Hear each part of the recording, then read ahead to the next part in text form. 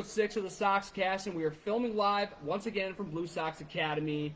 And obviously, the Blue Sox Academy business is going to be drumming up soon. You know, the holidays are coming up soon. Winter is definitely hitting hard, or will hit hard very soon, which means, you know, the outdoors aren't going to be friendly anymore, and all our activities are going to go inside. So to get your baseball training, definitely come here. And when you're here, you're definitely going to see a lot of this guy right here, Blue Sox Academy manager and in-house instructor, John Franchi. Franchi, my guy, good to have you on, dude. Thank you. Appreciate it, bud. Looking forward to it. So, for those that don't know who you are, fill us in on, who you are, not just with the Blue Sox, obviously with the Academy, what kind of services we offer, all that jazz. Hit us with it. Again, so my name is John Franchi, manager and in-house instructor here at Blue Sox Academy. A lot of different options, which is, again, in a way why I not only love this position, but what I love that we have to offer. A lot of clients, a lot of new clients, a lot of existing clients, whatever the case may be, walking in, and the simple question, what do we have to offer here? Anything from camps to clinics to one-on-one personal lessons to team practices.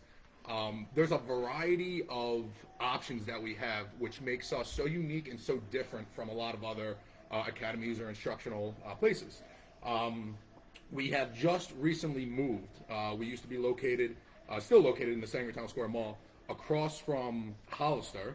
I believe we had 2,200 square feet, now transitioning over to close to 25,000 square feet, having 7 cages up and available now. Our most recent change is switching over from a package-based opportunity to a membership-based opportunity. And the perk about the membership, which I think is great, is significantly reducing the cost for one-on-one personal lessons, but also offering classes, for example. We'll be offering 3 classes a week, taught by myself and 2 other in-house instructors. And the classes are going to be very, I don't want to say the word basic, but it's going to essentially start from ground zero, working your way up. Anything covering hitting, fielding, pitching, catching, throwing, the 5 essential tools that you need to be a successful ball player. So obviously, we're in this brand new space, and for you personally, having this much more space and obviously, growing this place, that's probably something that's been on your radar, being here and being, there when the original Blue Sox Academy opened just a little over a year ago. Right. And like I said, the transition's great. I mean, having the more space, having the ability to, for example, host practices here, and not be limited to just 2 cages or not be limited to a 16 by 70 foot cage, having an open area now where we can work certain drills such as ground ball drills, where we can work picks. There's a lot of small things that ultimately make the game of the kids that we're training increase drastically. And again, having the more space really benefits not only us, but benefits the athletes as well. So a big question for anyone, that's looking to, have their kid, getting a baseball instructor to, refine their game and whatnot. I guess the big question becomes, why Blue Sox Academy over other places? So the biggest thing with the Blue Sox Academy that we offer is an evaluation. And the reason why we offer an evaluation is because it separates, kind of like you were saying, Tim, it separates us from other academies, other institutions. The last thing we're going to do is ask for somebody to come in, say you're interested in playing baseball, a kid's interested in playing baseball, let's charge you X amount, and let's get him in right away for lessons. The reason why that's not successful is there's a lot of factors that go in, such as the age, such as the skill base. And the last thing we want to do is essentially offer promotions or offer private lessons when we as instructors don't even know the ground basis of where the athlete stands. So what I think separates us the most is the fact that we offer an evaluation, and we have 7 or 8 instructors now that really kind of hone in and focus on certain athletic ability, whether it be a middle infield instructor, whether it be a corner bases instructor, whether it be a catching coach, a hitting coach, outfielding coach. Our evaluations give not only us, but the athlete the best possible case in which they can grow and develop as an athlete. So, for example, I have a new client walk in. Last thing I'm going to do is offer them, let's get you a one-on-one lesson with our catching coach and you're a center fielder. You see what I'm trying to say? That, in a way, separates us. The evaluation gives us a great opportunity, again, to not only see where that athlete is, skill-based, but at the same time, again, gives us the best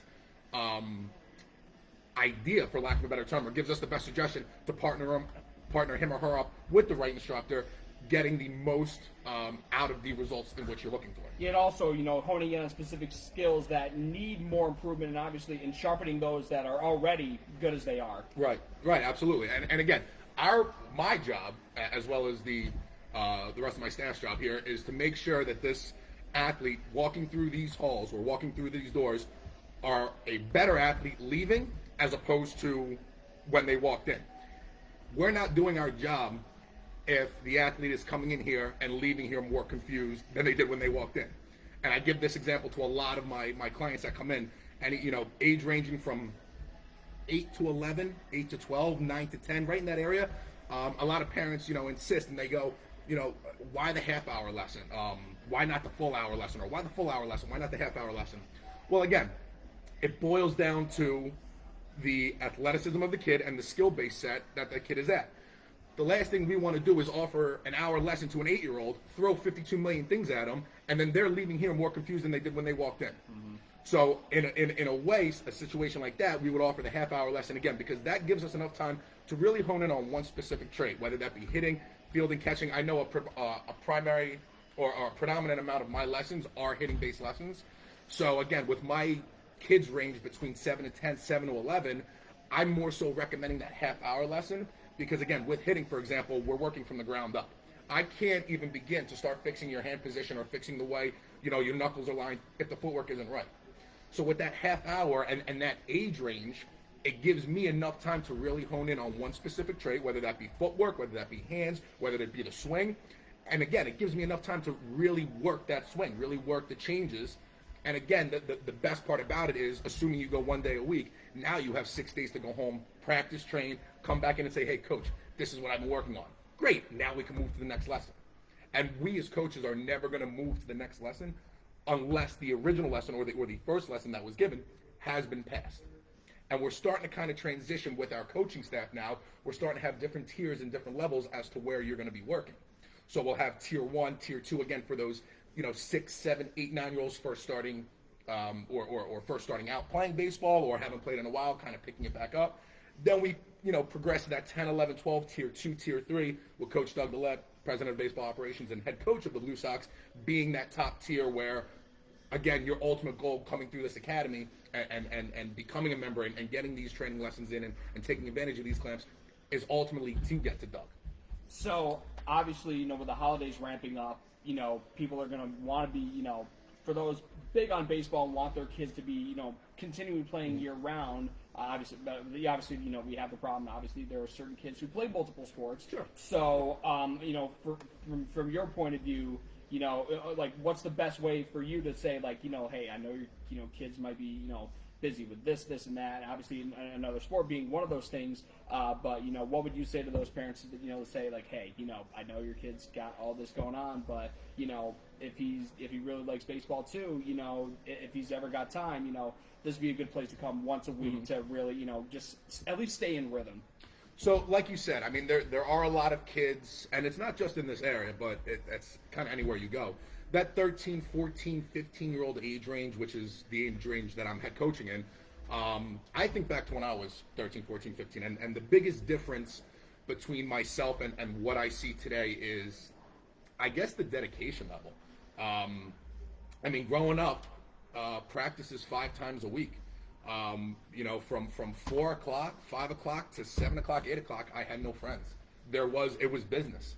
And, again, it's very tough to find 15, 20 dedicated kids like that.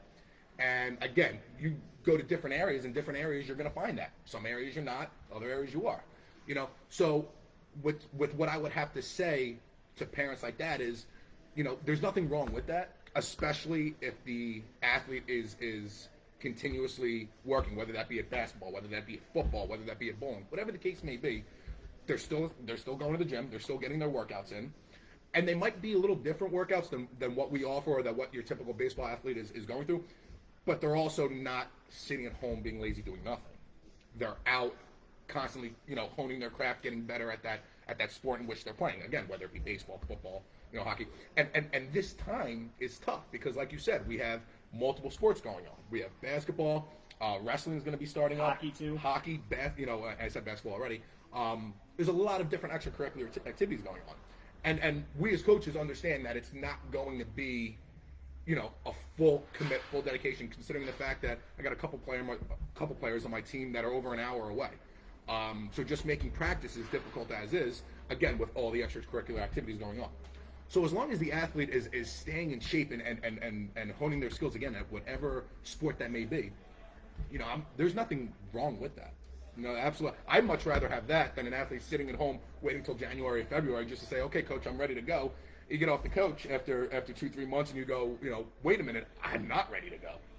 You know what I mean? Yeah, no, I know exactly what you mean. So, and you mentioned it too, you're not only your instructor here, you're head coach of the Junior Blue Sox, you've been, got a couple of years now under your belt, for a guy who, played college baseball at UC, what's been the difference in terms of, like being coached and then all of a sudden becoming the coach? Was that an easy transition, hard transition? I don't think it was a hard transition at all. In a way, I'm very fortunate for my father because I learned a lot from him growing up as far as how to coach, as far as certain lingo and verbiage, for lack of a better term, that would be used in explaining certain drills and explaining certain characteristics. Again, whether that be a swing, a throw, whatever the case may be. And the beauty of it is I've learned, in a way, I think I've learned more life lessons through baseball than I have through life up until my 26 years of living. So what I love to do is when I'm in the middle of a lesson or I'm in the middle of coaching, whether it's the team or a private one-on-one lesson, I correlate a lot of what I do in the cage to the outside world. And it makes, not only does it make sense, but I'm able to explain it in a way where it makes sense to the kid. For example, launch angle, or not necessarily launch angle, sequencing with your swing. The average kid isn't going to understand the term sequencing with a swing and understanding what goes first, frame by frame, from going frame by frame to going live. Right. So being able to correlate verbiage that you're using in baseball to the outside world and bringing in different examples in a way benefits not only me but the athlete as well, because I'm able to explain it at a different I'm able to explain it a little bit differently, which they're able to comprehend and understand, which not only makes me, I believe, a better coach because I'm able to throw out different examples and utilize different tactics, but it makes the athlete a better athlete because they are now comprehending and understanding what I'm saying, as opposed to me saying, okay, sequencing position, we're going to start, hands, back knee goes for. Again, there's a lot of verbiage that goes into it. Correlating it to that outside world makes not only coaching, but makes the athlete that much better. Yeah, it's kind of like Michael Scott when he said, like, why don't you just explain this to me like I'm 5? It's a lot easier said than done, that's for sure. Yeah, and also another thing, obviously, as a head coach, like a lot of people, a lot of, couch managers, if you will, they'll quickly say, like, oh, this is a bad decision, but obviously it's, like we talked about, it's easier said than done. So for you, like, how much can you speak on that in terms of, how tough it is, worrying about pitch counts and making certain defensive changes and so on and so forth. And another thing, adding to the transition from being a player to being a coach, I've spoken a lot about this with former major leaguers, with current major leaguers, with current guys in the MILB, AAA, AA, whatever the case may be. I was able to talk to a lot of athletes about this, and after thinking about it, you see guys like Dusty Baker, you see guys like Aaron Boone, you see guys like Joe Girardi managing ball clubs, right? How come we don't see guys like Derek Jeter? How come we don't see guys like Alex Rodriguez? How come we don't see guys like Nomar Garcia-Parra? I'm talking everyday athletes, everyday ball players. Like more high-profile stars. More high-profile stars. How come your high-profile stars aren't the ones managing? Why is it the not necessarily the guys who sat the bench, and not necessarily the backups, but the guys who weren't your everyday starter? Why do you think, and I'm going to ask you this, Tim, why do you think they have more success as managing than a guy like Derek Jeter, than a guy like Alex Rodriguez, than a guy like David Ortiz? How come these guys And I'm not saying that they wouldn't be good managers. Yeah. How come these guys aren't looked to at first? I think it's more so, especially because, I mean, a lot of major league managers, I mean, a lot of great ones. I mean, you mentioned Girardi, and another guy I mentioned, Mike Scioscia. A lot of these managers, they were catchers. The catchers, they know the game really well, and I think other guys like a Brian Snicker who just won the World Series in Atlanta, I think they just have a better way of communicating and also just better knowing the strategy of baseball overall. And don't get me wrong, catching is in a way why I believe catchers are pick two managers. Like you said, you're seeing the game 24/7. But guys who aren't catchers that are managers, they weren't everyday starters. They would sit the bench and they would watch. And up until I got my opportunity, whether I was at Rowan, whether I was at Camden County, or whether I was at UC, up until I got my opportunity, I was watching everything going on. I was watching certain plays. I was watching, certain situations on why certain teams, or even us, why we were executing certain plays at certain times. And I was able to take, a trick from here, a trick from there, a tactic from here, and a tactic from there. And next thing you know, I'm intertwining that with my 13U team, and we have early steals with first and third. We have delayed steals. We have fake bunt. We have suicide squeeze. We have butcher boy plays. And I got other coaches looking at me like I got two heads. And it's great because I was in the middle of doing these things no more than 10 years ago, and here I am now coaching a 13U team. Well, now a 14U team. At the time, coaching a 13U team that's executing these plays that coaches haven't seen, and I can't tell you how long. And I can tell you right now, the bunt game has really taken a step back from baseball. And, small ball goes a long way, especially when the defense doesn't know how to execute the play.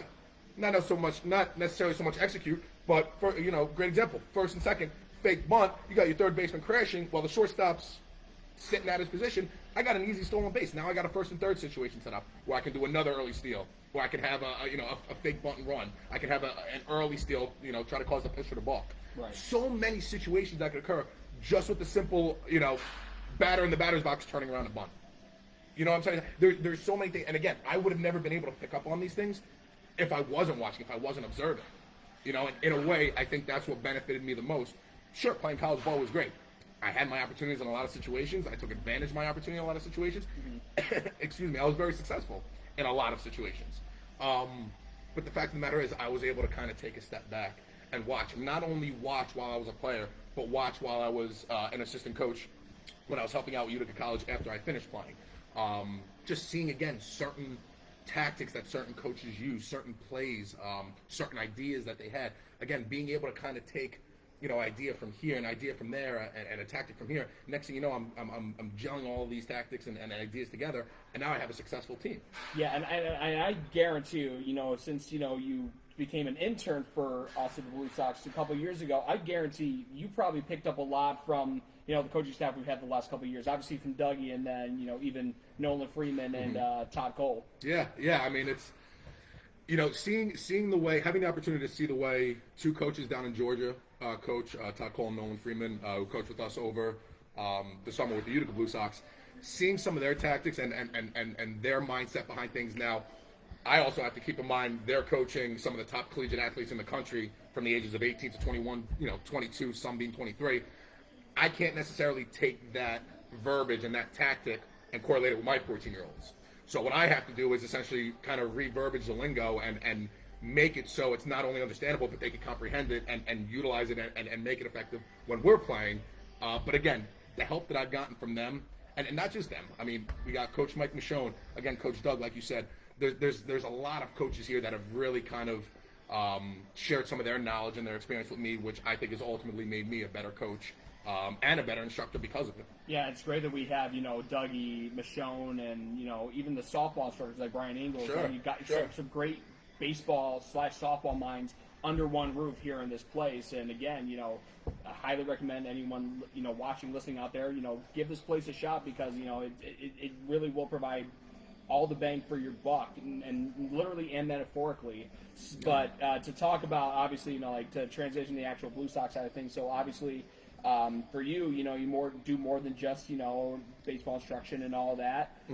So a lot. You're a big reason why we keep the lights on. Handling the stuff behind the scenes in terms of getting all the sponsorships lined up and all that. For you, what was that like? Obviously from an intern, like he was more of a general thing. So what was it like?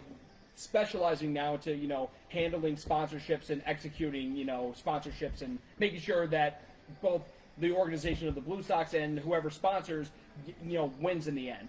So I was able to take on the role of director of marketing and sales with the Blue Sox as well, which in a way kind of, I shouldn't say helped me. I looked forward to it, which is something I still do.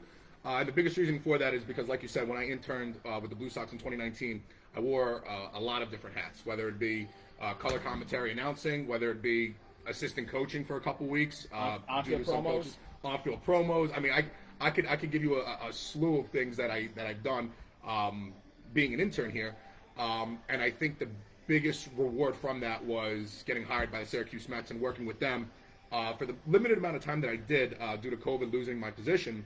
The amount that I've learned and the knowledge that I've gained there in the short amount of time, again, being able to correlate it and transition it back here, really, in a way, made me look forward to being director of marketing and sales and being able to take on some of these businesses and meet with some of these higher up people, for lack of a better term.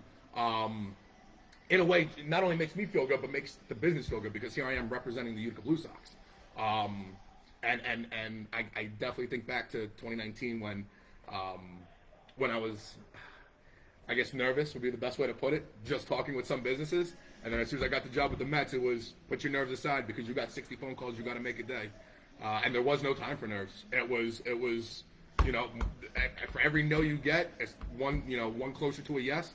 And again, it didn't matter how you felt. This was your job. If you didn't do your job, you didn't have a job. So I learned real quick, you put those nerves aside. And again, the absolute worst possible thing that they can say is no. Yeah. Being every no, being closer to a yes, it's not interested. Okay, time to move on. Yeah. So, any promotions in particular that you were able to work through a sponsor that you were awfully happy putting together and ultimately being a success? I know we had a couple of those this past year. Yeah, absolutely. I mean, just to name a couple off the top of my head, Padula Roofing, an excellent sponsor of ours. In fact, Joe Padula was nice enough to not only or his company not only sponsor us, but he was nice enough to come in here and essentially set up. Now I know we're on the podcast now, but if you ever have time, come on down to the Sangertown Square Mall. You check out the Blue Sox Academy. Joe Padula is a big reason why a lot of this is hung up, why a lot of these cages are up and running, why we are up and running. I think of Broadway, Utica Broadway, having the opportunity to share not only their plays and their shows and their upcoming events, but be a part of them as well, such as Charlie and the Chocolate Factory coming up, which tickets will be going on sale, so definitely stay tuned for those. The Blue Man Group coming up, being able to work with them and, for example, have the Blue Man Group come in here, having Charlie and the Chocolate Factory with some ideas of hiding golden tickets.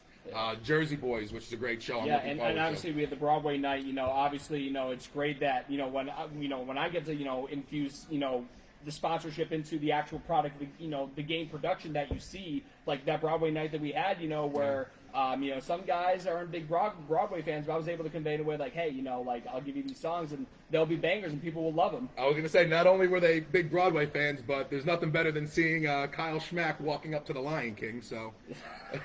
Oh, yeah.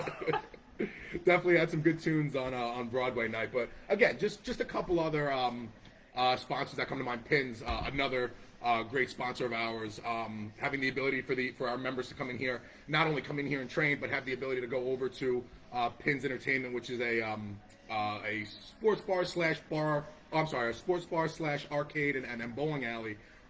Again, being located in the Sangertown Mall, having the discount through our sponsorship, having a discount whether you like food, beverages, bowling, arcade play, a lot of different opportunities through Pins, which I think a lot of kids have been and continue to take advantage of, with it being so close and it being inside of Sangertown Square Mall as well. Yeah, and Pins, speaking of how great of a sponsor they are, giving us that brand new on-field promo, High Boulder, where, bowl strike and, you win a gift card for Pins. But overall, I mean, I think the overall game production that we do, and we're not trying to toot our own horn, be braggadocious, whatever, but, You know, I mean, I know I can speak for personally, but from your personal standpoint, you know, why are the Utica Blue Sox, you know, in terms of the overall game production and the whole shebang, why do you believe, and I know I can speak on it for hours, but for you, you know, what separates the Utica Blue Sox as a summer collegiate product, you know, compared to other teams in our league and even nationally to some extent? Without giving it all away, I think it has to do with what we offer. And what we offer is a lot more than just a baseball experience for 2.5 months. You know, again, some of the top collegiate athletes around the country coming in and playing for us, again, having these opportunities of not only coming in and playing, but being able to utilize the facility, being able to be coached by guys such as Purdue University scouts, ex-major leaguers, overseas major leaguers, guys who have played at a level that these kids aspire to play at one day. Right. Having the opportunity to have 2 NCAA World Series champs come in and play for us. You know, again, our name, it's our job to continuously grow this name. And again, you know, perks with Miguel Cabrera playing for us, Adrian Gonzalez playing for us, Larry Walker playing for us, Cedric Mullins playing for us. I mean, again, having those names behind us it's great. But at the same time, unless you're a Baltimore Orioles fan or a die-hard, you know, baseball fan, who knows who Cedric Mullins is?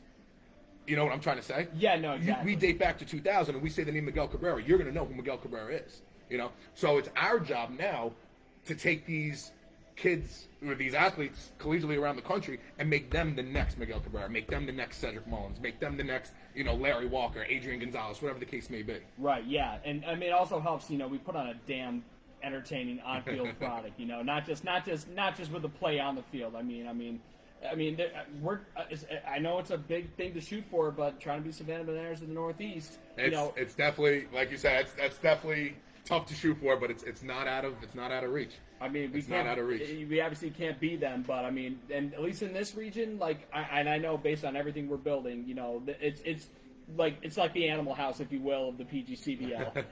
I mean, kids, if you're under the age of 18 maybe, do not watch that movie. Trust me, I was not when I first watched that. It was not a good idea. But anyways, speaking of, you know, when you were, you know, first with the Blue Sox as an intern. Exhibition game in July. You're playing the Syracuse Soxcast, and Dougie and the rest of the coaches that gives you this opportunity because it's an exhibition game. It's not sanctioned by the PGCBL to get an AB in this game. 8th inning comes along, and you know your number gets called. So I got to ask you, you know, take me through the nerves that were going through you in the on-deck circle and then walking up to the plate. There were no nerves. There were no nerves at all. I haven't played, exhibition game or not, I haven't played in a competitive baseball game since 2017. So, nerves aside, in fact, I can't even say that I had nerves because I wasn't even technically on deck. My at-bat was dictated as to whether or not Tim Vera got on base. If Tim never got on base, Vincenzo Casanova was going to end up batting. I would have never gotten that at bat.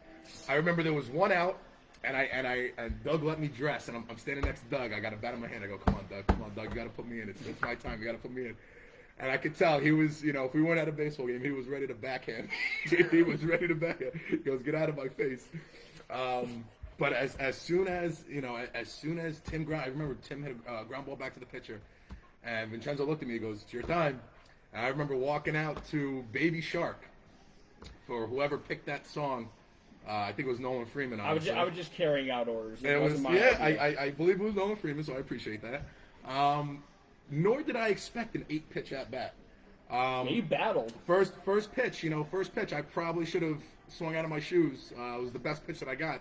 And again, just being able to be not only being back in the box, but being able to compete against a collegiate athlete around the country, a pitcher sitting mid to high 80s, being able, just being in that environment, being in that scene, hitting that double, standing on second base, throwing up the U, being the tying run that scored. In fact, Josh Hatcher, NCAA World Series, a Mississippi State kid, drove me in. The electricity that rose from a simple exhibition game, which, I didn't foresee us tying, let alone winning. I think we were down 6-5 in the 8th. And with Yeah. 2 outs, I hit the double. Hatcher drives me in. Yeah. And it, it was almost like the electricity blew off. Like I've been playing for that team the whole season, and it was.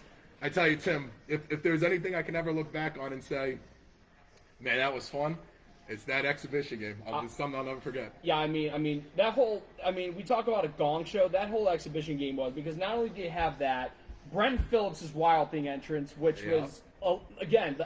Murnay was an electric factory that night for multiple reasons, and it sucks that we didn't get any exhibition games this year. So I'm really hoping 2022 because you never know what can happen in an exhibition game because chaos will probably ensue. So if you see an exhibition game on the schedule, don't it doesn't matter, don't go. You might want to go going. because you might see this guy hit again. And if Coach Doug, if you're watching, I'm ready for 2022. Give me my shot again. You don't want to ruin that 1,000 average, though, right? I was going to say, now correct me if I'm wrong, I think me and Ray Pasilla have the highest batting averages for the Blue Sox. If we're not counting, how many at-bats makes you, have that legal standing. Let's take one, because both Ray Pasilla and I only have one at-bat. And Ryan Lisinski. Oh, that's right. Lisinski does, too. Okay. Yeah, in terms all right, so I share now. We might be seeing him again this year. I share that stat with a couple guys now, so... It's a great dubious distinction to have. But so as we look forward to 2022, we have a lot of guys who are going to be a part of the.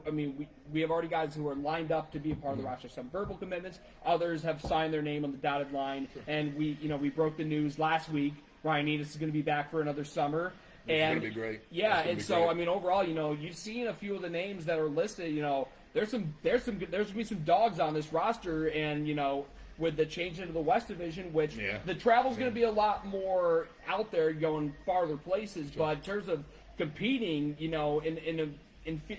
let's be honest here, it's an inferior division because you got Amsterdam and Saugerties, the top two teams in the league from last year, out east in Mohawk Valley and Albany and so forth. In a weaker division, that can open up Utica, winning another West Division title. Yeah, and obviously that's our goal every single year, which is great. Now, Doug being the head coach past couple of years now, having one West Division title under his belt. A Central title now. Yep. Not only that, but again, making it as far as we made it each year. We are not only always in the playoff hunt. I shouldn't say we are in the playoff hunt every single year. Whether I don't want to say whether the talent is there or not, because you wouldn't be on this team if the talent wasn't there. Amen. The talent is 100% there. The execution, again, is obviously what we're relying on. On paper, you can put down anything on paper and it can look great.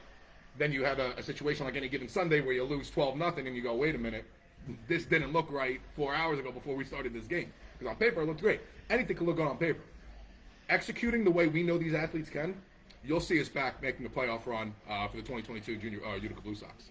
So obviously, we thought we were going to get a schedule out by now, but obviously, so guys that we know, Ryan Enos coming back. This is a guy who is going to make his way up the all-time leaderboards for the Blue Sox, and another guy who, unfortunately, he won't be able to pitch because of some a procedure on his arm, but. Kind of like when Shohei Ohtani had his surgery for Tommy John, he was still able to hit. So, how great is it that Dewey Rhoden will be back? We could sure use his pitching because he's been a dominant pitcher the last couple of years. But how important is it that his bat will also be back in the lineup and also a good defensive first baseman too? Absolutely. Dewey is a standout guy in a way because, like you said, Tim, your average player, especially at this level, is not a 2/3-way kind of guy. Dewey having the ability to not only pitch, but has a hot bat, can not only hit for power, can not only hit for contact, but hit for power. Having the ability to play first base as well. You got a couple. Too. Very good. He's got, again, between his speed, his contact, his power, and his ability to pitch. There's a lot of tools and there's a lot of options that you can utilize with Dewey Rhoden. And again, having the ability or the chance for him to come back and continue playing with the Blue Sox, only betters our odds in a way. Because kind of like you said, we might not be able to rely on his arm, but we can 100% rely on his bat. We can 100% rely on the fact that he's going to make contact. Again, being a contact hitter and a power hitter, those are two key qualities. Your average guy is either a contact guy or he's a power hitter. It's rare to find the combination of a contact guy, a guy who can hit for contact, and a guy who can hit for power. And then you also intertwine the fact that the kid can pitch as well. There's a lot of different factors there that Dewey Rhoden not only benefits from, but the Utica Blue Sox benefit from, because again, they have a lot of options with Dewey. Yeah, and it's always great when you have a local guy who is that good, you know, playing for us. Yeah. And so, I mean, last but not least, just to, you know, kind of bring this full circle, obviously, so we're in, obviously, you said this at the jump, you know, we're in the new Blue Sox Academy, you know, we're going to be, you know, like, we're closing in on the end of 2021, as crazy as it sounds, you know, it's the first day of December, but, you know, just to run this down, you know, give a last couple of plugs, you know, like, you know, what kind of things we should be expecting here at Blue Sox Academy for the final month of the year, and obviously looking down the horizon and into, you know, 2022. So I guess the biggest thing right now with the transition and the new location, the biggest thing that we're offering, again, with our membership, that is provided any questions, any comments, you're more than welcome to come on into the store, give us a call. You can answer any questions you may have. But offering a membership here at Blue Sox Academy, again, with our new location, really gives our clients and our athletes a variety of options. We're not just limiting them to 2 cages where you can hit, where you can take ground balls. We have a lot of different options here, whether it's strength and conditioning, whether it's plyo ball, whether it's drive line, whether it's catching drills, pitching drills, having 7 cages, having the availability with the memberships. Again, becoming a member at Blue Sox Academy gives you 3 free classes a week to take advantage of, 12 total a month. These classes cover anything from hitting, strength and conditioning, fielding, throwing, catching, pitching. There's a lot of key components that we're hitting. And again, being a member here gives you a lot of perks. The beauty of our membership is there is no lock-in contract that's set. It could be a month-to-month. It could be an auto-renew. You set it up the way you want. Again, the biggest emphasis that I got to say is there is no contract signing with it. The membership starts on the day in which you desire to start. So, for example, if you come in and you purchase a membership, but your kid doesn't have a lesson until next week, we schedule your membership to start the day in which you want it to start. So if your son or your daughter's lesson starts the following week from when you purchase the membership, we could set it up in that system so it's not starting until that day.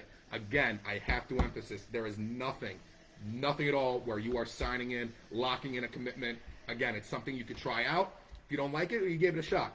And in life, I've found out that you miss 100% of the shots that you never take. With that being said, you have a perfect opportunity with the weather in the area that we're in to take advantage of an academy such as ours and get the instruction from some of the instructors that we have here. You, like Tim said earlier, you will definitely get your money's worth, and you would be very, not only surprised, but intrigued to see what's next for your kid. So again, Blue Sox Academy is right across from Dick's Sporting Goods in the Sangertown Square Mall. You know, it's a big facility. I mean, there's a lot to offer, as John has illustrated. So highly recommend checking it out. So that wraps up episode 6 of the Soxcast here at Blue Sox Academy. John, thank you again. It was really great. Had to make sure I got you in before, you know, your regimen of lessons. I'm actually today. I'm the first. Oh, I do appreciate that. I'm the first non-Hall of Famer. No, I'm the second non-Hall of Famer. Well, Enos. I mean, Enos is going to be a Hall of Famer. His trajectory is looking that way. Yeah, you'll be a Hall of Famer. I'm working my way there, so. well, I mean, hey, you're Hall of Fame in our book, Franchi. Hey, thanks again, man. Thank you, buddy. You know, Thank you. So for John Franchi and I, this is Tim Best signing off. Thanks for tuning in to the Soxcast. Next week, we got another Blue Sox legend joining us via Zoom. It's going to be a guy that you might remember from the 2016 West Division title team. Jared Baldinelli, the man, the myth, the legend, is going to join us live from where he is up in the Great White North of Canada. That's coming up next week here on the Soxcast. So be on the lookout for when that will be going live. So, for John Franchi, I'm Tim Best, your PA announcer for the Blue Sox. Thanks for tuning in to the Soxcast, and we'll catch y'all next week.